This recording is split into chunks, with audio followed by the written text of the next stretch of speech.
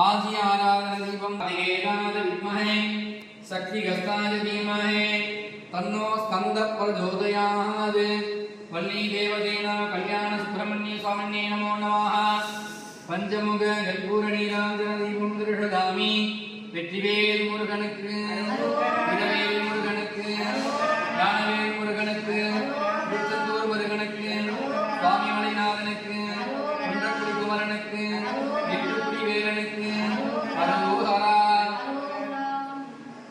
அனைவருக்கும் ஞான சாய்பாபாவின் ஆசீர்வாதம்.